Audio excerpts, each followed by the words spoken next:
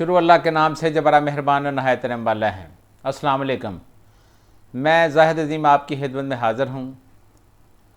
Peoples party election के लिए तैयार है। इलेक्शन 60 दिन में हों, 90 दिन में हों या 110 दिनों के अंदर हों, पीपल्स पार्टी इलेक्शन के लिए तैयार है। पीपल्स पार्टी नैब से पहले भी कभी नहीं डरी और अब भी नहीं डरेगी। हमने हमेशा अदालतों का सामना किया है और हम अब भी अदालत का सामना करने के लिए तैयार हैं। ये बात पीपल्स पार्टी के चेयरमैन बिलावल भुट्टो ज़रदारी साहब ने आज प्रेस कॉन्फ्रेंस करते हुए कही।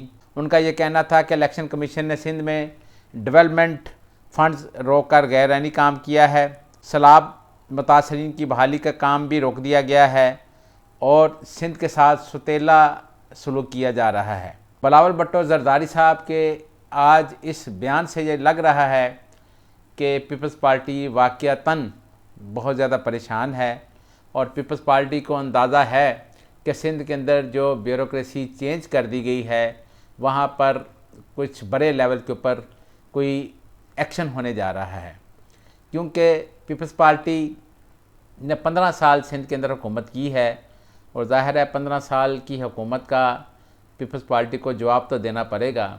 और पीपल्स पार्टी सिंध के अंदर फौरी तौर पर ब्यूरोक्रेसी के चेंज होने की वजह से और निगरान सेटअप आने के बाद ये जो खदशा ज़ाहिर किया जा रहा है कि आम जो इंतखाबात हैं वो भी शायद 90 रोज़ के अंदर नहीं होंगे, तो उसके बाद पाकिस्तान पीपल्स पार्टी जो है वो बहुत ज़्यादा मुश्किलात का शिकार हो चुकी है। और आज की जो प्रेस कॉन्फ्रेंस बिलावल भुट्टो ज़रदारी साहब की है वो इसी सिलसिले की एक कड़ी है। बिलावल भुट्टो ज़रदारी साहब ने जिस तरीके से आज प्रेस कॉन्फ्रेंस की है और जिस तरह उन्होंने इलेक्शन कमीशन ऑफ पाकिस्तान को मुखातब करके ये कहा है कि इलेक्शन कमीशन ऑफ पाकिस्तान ने सिंध के अंदर तमाम डेवलपमेंट के जो काम थे वो भी रोक दिए हैं, सैलाब मुतासरीन का जो बहाली का काम था उसको भी रोक दिया गया है और ऐसा लग रहा है कि जैसे पीपल्स पार्टी और ख़ास तौर पर जो सिंध है उसके साथ सुतेलों जैसा सलूक किया जा रहा है। और उन्होंने इलेक्शन कमीशन ऑफ पाकिस्तान को ये भी कहा कि इलेक्शन कमीशन ऑफ पाकिस्तान ने जिस तरीके से पहले 4 साल काम किया और ख़ास तौर पर उन्होंने डस्का इलेक्शन का हवाला भी दिया और उन्होंने कहा कि हम उम्मीद करते हैं कि इलेक्शन कमीशन ऑफ पाकिस्तान अपनी आईनी ज़िम्मेदारी पूरी करेगा और इलेक्शन कमीशन ऑफ पाकिस्तान 90 रोज़ के अंदर अंदर आम इंतखाबात करवाएगा। पीपल्स पार्टी का पहले दिन से ही ये मौक़िफ़ है कि आम इंतखाबात जो हैं वो 90 रोज़ के अंदर होने चाहिए और अब पीपल्स पार्टी बहुत ज़्यादा इस चीज़ से परेशान हो चुकी है, जिसकी वजह से पीपल्स पार्टी का जो मुतालबा है वो बढ़ता जा रहा है, क्योंकि पीपल्स पार्टी को बहुत ज़्यादा इस चीज़ का अंदेशा है कि कहीं सिंध की हुकूमत भी उनसे न निकल जाए और सिंध के अंदर अगर वहाँ पर निगरान सेटअप के अंदर कुछ मज़ीद चीज़ें सामने आ गई तो पीपल्स पार्टी के लिए मज़ीद मुश्किलात में इजाफ़ा भी होता जाएगा। वफाकी हुकूमत ने मुख्तलिफ़ हरबों से अदालती फ़ैसलों में तहीर करने की कोशिश की। जस्टिस उमरता बंदयाल साहब ने जो वीडियो कमीशन के हवाले से जो केस था उसका आज एक फ़ैसला जारी कर दिया है। 32 सफ़ात के ऊपर ये फ़ैसला है, जिसके अंदर जस्टिस जनाब उमरता बंदयाल साहब का ये कहना था कि उस वक़्त की जो PDM की हुकूमत थी उन्होंने जो एक दरख्वास्त एतराज़ की दायर की थी उसका मकसद चीफ जस्टिस को बेंच से अलग करना था।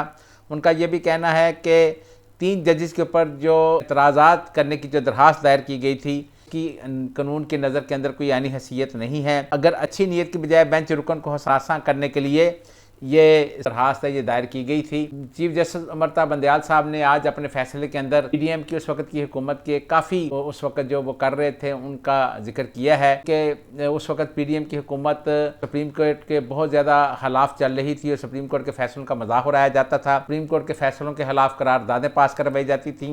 PDM के जो रहनुमा हैं वो बाकायदा आकर प्रेस कॉन्फ्रेंस करते थे, बल्कि एक दिन तो ये भी हुआ कि सुप्रीम कोर्ट के सामने जाकर वहाँ पर एहतजाज किया गया सुप्रीम कोर्ट के ख़िलाफ़, जिसमें मौलाना फजल रहमान साहब भी उसमें शामिल थे और तमाम मरियम नवाज साहिबा भी शामिल थी।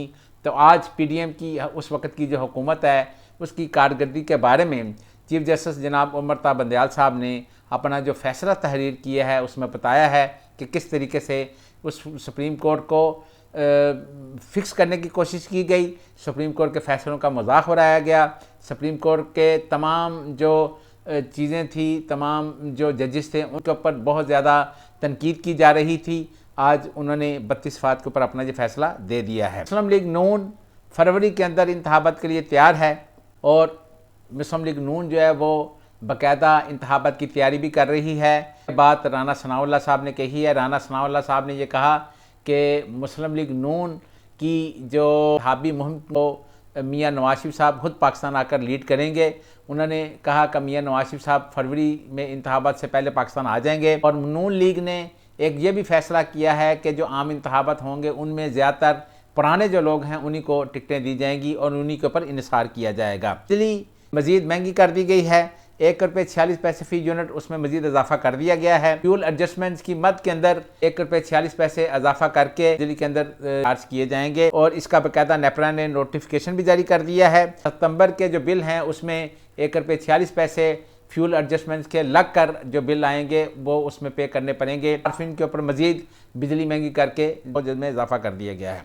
सदर ममलकत जनाब आरिफ अलवी साहब की आज मुद्दत ख़त्म हो चुकी है। आइनी तौर पर सदर ममलकत जनाब आरिफ अलवी साहब की जो सदारती मुद्दत थी वो 5 साल की, आज उसका आखिरी दिन था। लेकिन आरिफ अलवी साहब ने अपने सदारती हाउस के अंदर कुछ चीज़ों के साथ मशावरत करने के बाद ये फैसला किया है कि जब तक नया सदर मुंतखब नहीं हो जाता तब तक आरिफ अलवी साहब ही उसको कंटिन्यू करेंगे और वही बतौर सदर जो है वो तमाम अपनी जिम्मेदारियां निभाते रहेंगे।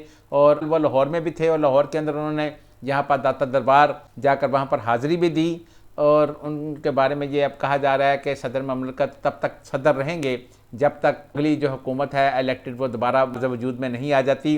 ज़ाहिर है अगली जो हुकूमत है वो जब तक इलेक्शन नहीं होंगे तब तक इलेक्टेड गवर्नमेंट नहीं आएगी। इलेक्टेड गवर्नमेंट आएगी तो फिर उसके बाद नया सदर मुंतखब होगा, तब तक मौजूदा जो सदर हैं आरिफ अलवी साहब वही कंटिन्यू करेंगे। अगर आपको हमारी ये वीडियो पसंद आई हो तो नीचे दिए गए सब्सक्राइब के बटन को प्रेस करके अपने इस प्रोग्राम का हिस्सा बने। अल्लाह ताला हम सबका हामी और नासर हो। खुदा हाफिज़।